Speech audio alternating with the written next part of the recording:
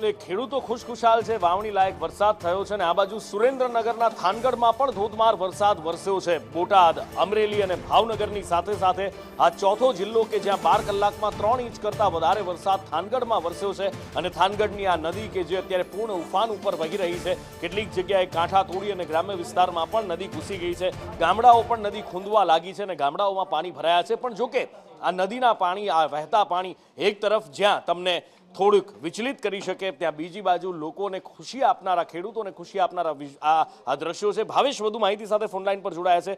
ભાવેશ, થાનગઢમાં જબરજસ્ત વરસાદ વરસ્યો છે, એની સાથે સાથે સુરેન્દ્રનગર જિલ્લામાં ક્યાં કેવો વરસાદ, કયા ગામડાની શું હાલત, ખેડૂતોમાં કેવી ખુશી? ચોક્કસ વાત કરવામાં આવે તો સુરેન્દ્રનગર જિલ્લામાં મેઘાનું આગમન છે થઈ ગયું છે અને સારું એવું આગમન છે મેઘાનું થયું હતું સુરેન્દ્રનગર જિલ્લામાં। તેમજ સાથે સાથે તમામ 10 તાલુકાઓ છે એમાં સારો એવો વરસાદ છે પડ્યો હતો।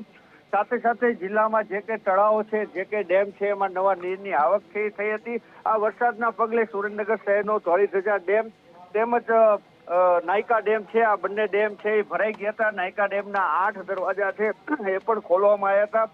બીજી જો જિલ્લાની વાત કરવામાં આવે તો ચુડા તાલુકામાં ભારે વરસાદને લઈને જે ખેડૂતોની જીવાદોરી સમાન વાસદ ડેમ છે એ પણ ઓવરફ્લો થયો હતો।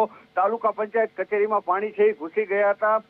તાલુકા પંચાયતની કચેરીમાં પણ પાણી છે ભરાઈ ગયા હતા। સદનસીબે કોઈ જાનહાનિ એવું કોઈ નહોતું બન્યું। સાથે સાથે ચોટીલામાં તળાવમાં ફસાયેલા વૃદ્ધ છે એનું રેસ્ક્યુ કરાવી જલારામ મંદિર પાસેના તળાવમાં વૃદ્ધ છે ફસાયો હતો, એનું રેસ્ક્યુ છે એ કરી લેવામાં આવ્યું હતું। એટલે ચોટીલામાં પણ સારો એવો વરસાદ છે થયો હતો। સાથે સાથે થાનગઢમાં ખાખરાળી ગામના જે 50 પરિવાર જે ગામની સીમમાં જે પોતાનું ખેતર છે ત્યાં રહેતા હોય છે, કાચા રસ્તે રોજ હાલીને જતા હોય છે, આ તમામ લોકો છે એ ફસાયા હતા કારણ કે કાચા રસ્તે એકાએક પાણી છે એ ફરી વળ્યું હતું। હાલ આ તમામ બાળકો છે સ્કૂલે પણ નથી જઈ શકતા। એમની અનેક વખત માંગણી છે કે અહીંયા અમને પુલ છે એ બનાવવામાં આવે। બીજું જો જિલ્લાની વાત કરવામાં આવે તો સારા એવો વરસાદને લઈને ખેડૂતોમાં પણ ખુશીનો માહોલ છે। સાથે સાથે જિલ્લાની ટીમ એટલે કે વહીવટી તંત્ર, જિલ્લા કલેક્ટરે આખા જિલ્લામાં સ્ટેન્ડ બાય ટીમો રાખી અને જિલ્લામાં સ્ટેન્ડ બાય છે તંત્ર, અને કારણ કે ખૂબ વરસાદ વરસ્યો છે, 4 જિલ્લા સૌરાષ્ટ્રના તરબોળ થઈ ચૂક્યા છે।